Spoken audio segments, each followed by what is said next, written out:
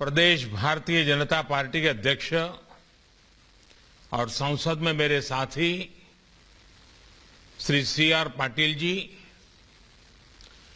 गुजरात सरकार में मंत्री पूर्णेश मोदी, अरविंद रयाणी, देवाभाई मालम, जूनागढ़ के सांसद राजेश चुडासमा, सोमनाथ मंदिर ट्रस्ट के अन्य सदस्यगण, अन्य महानुभाव, देवियों और सज्जनों, भगवान सोमनाथ की आराधना में हमारे शास्त्रों में कहा गया है, भक्ति प्रदानाय कृपा अवतीर्णम तम सोमनाथम शरणम प्रपद्ये। यानी भगवान सोमनाथ की कृपा अवतीर्ण होती है, कृपा के भंडार खुल जाते हैं।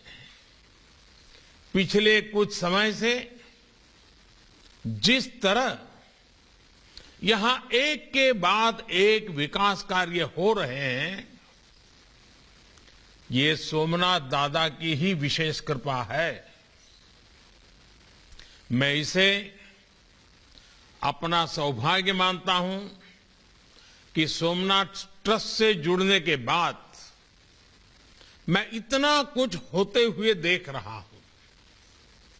कुछ महीने पहले यहां एग्जीबिशन गैलरी और प्रोमेनाड समेत कई विकास कार्यों का लोकार्पण हुआ था। पार्वती मंदिर की आधारशिला भी रखी गई थी और आज सोमनाथ सर्किट हाउस का लोकार्पण भी हो रहा है। मैं इस महत्वपूर्ण अवसर पर गुजरात सरकार को, सोमनाथ मंदिर ट्रस्ट को और आप सभी को हार्दिक बधाई देता हूं।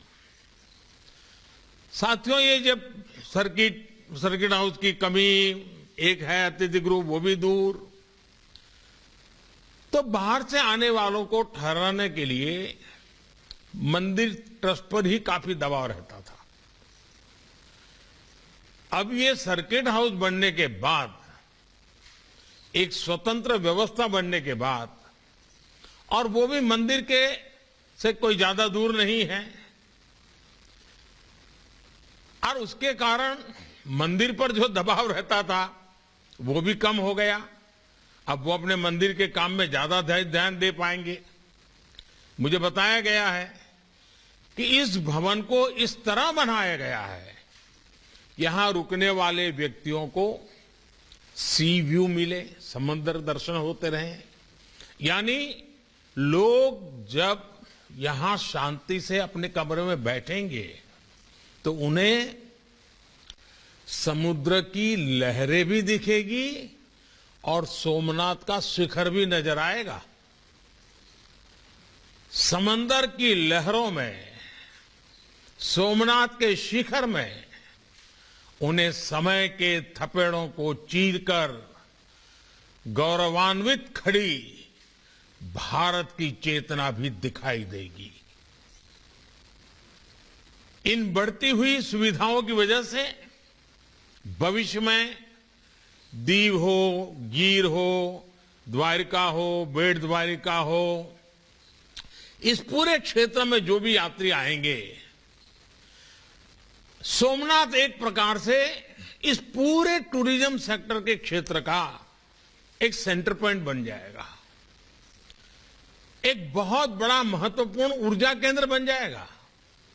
साथियों, जब हम अपनी सभ्यता की चुनौतियों से भरी यात्रा पर नजर डालते हैं तो अंदाज होता है कि भारत सैकड़ों वर्षों की गुलामी में किन हालातों से गुजरा है।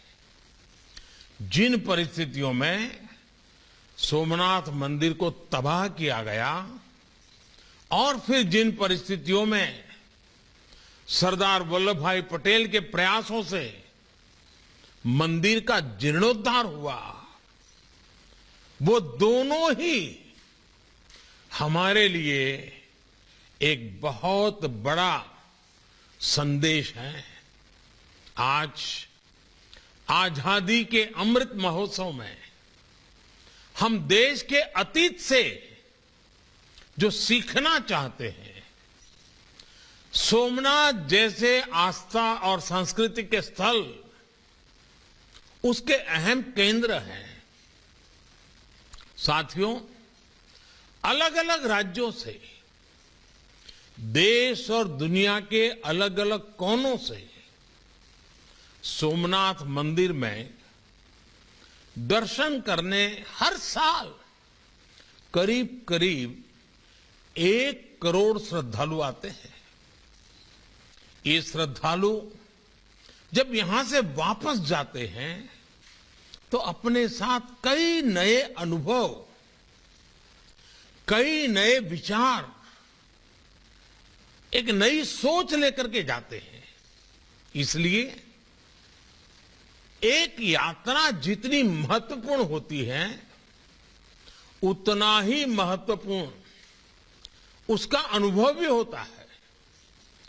तीर्थ यात्रा में तो खासकर हमारी इच्छा होती है कि हमारा मन भगवान में ही लगा रहे।